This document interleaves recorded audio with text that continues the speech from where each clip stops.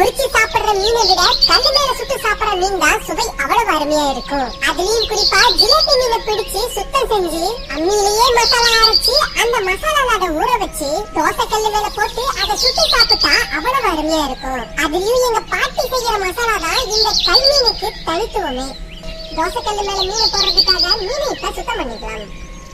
மீன்ல இருக்க செதில் கூட எல்லாத்தையும் தனி பிரிச்சு எடுத்துடலாம்.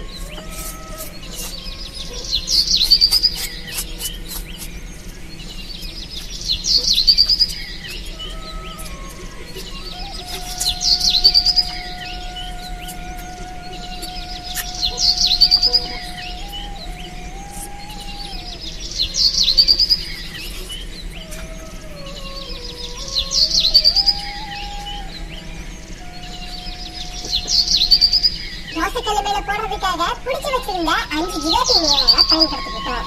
இப்ப கல் மீன் செய்யறதுக்கு தேவையான மசாலா பொருட்களை பார்க்கலாம்.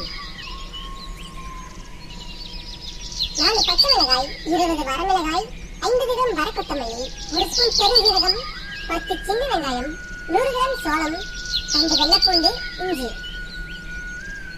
மீன் இப்ப தயாராயிடுச்சு. மீனுக்கான மசாலாவை இப்ப தயார் பண்ண ஆரம்பிச்சிடலாம். வர கொத்தமல்லியை இப்ப அம்மியில வச்சு அரைக்க ஆரம்பிச்சிடலாம். வர கொத்தமல்லி கூடவே வரமிளகாய், பச்சை மிளகாய் ரெண்டையும் சேர்த்து நல்லா அரைக்க ஆரம்பிச்சிடலாம்.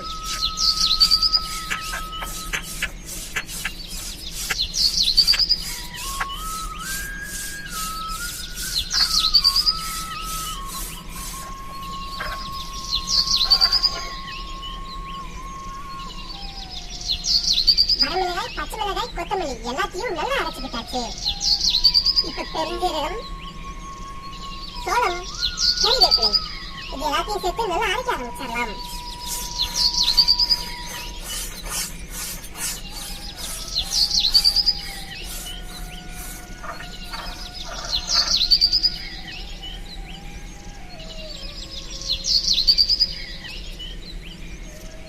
சோள மசாலாவை நல்லா அரைச்சுக்கிட்டாச்சு. இப்ப இஞ்சி பூண்டு அரைக்க ஆரம்பிச்சிடலாம்.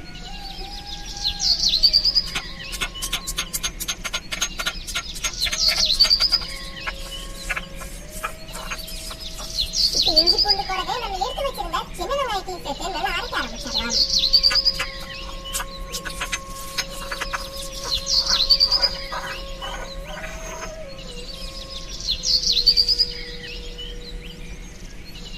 இஞ்சி பூண்டு சின்ன வெங்காயத்தையும் நல்லா அரைச்சுக்கிட்டாச்சு. இப்ப கல் மீன் மசாலாவை கலக்க ஆரம்பிச்சிடலாம். கொஞ்சம் கல்லுப்பு, மஞ்சள் தூள், நம்ம அரைச்சு வச்சிருந்த இஞ்சி பூண்டு, வரமிளகாய், கொத்தமல்லி மசால், சோளம், சீரக மசால் இது எல்லாத்தையும் சேர்த்து கொஞ்சம் தண்ணியை சேர்த்துக்கலாம். மசாலாவை இப்ப கட்டி பதமா கலக்கி விட்டுடலாம்.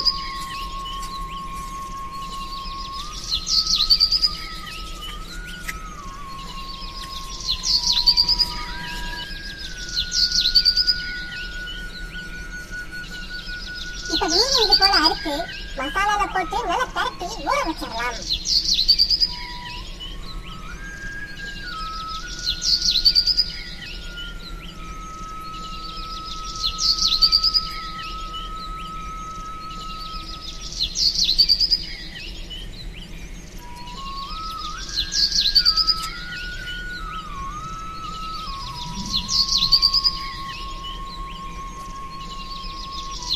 மசாலாவோட பரட்டி வச்சிருக்க மீன் 20 நிமிஷம் மசாலாவோட நல்லா ஊறணும்.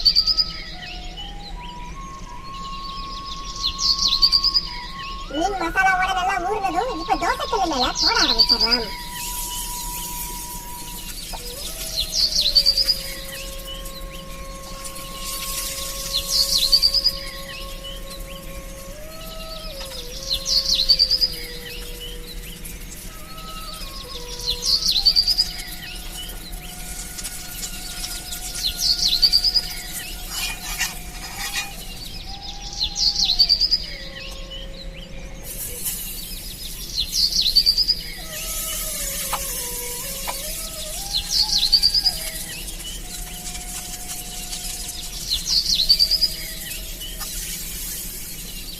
எல்லா மீனையும் தோசைக்கல்லு மேல போட்டு சுட்டு எடுத்துக்கிட்டாச்சு.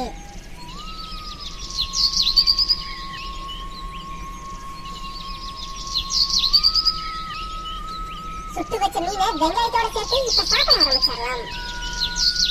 எங்க பாட்டி செஞ்ச கல்மீனை பார்க்கும் போதே வாயெல்லாம் எச்ச ஊற ஆரம்பிச்சிருச்சு.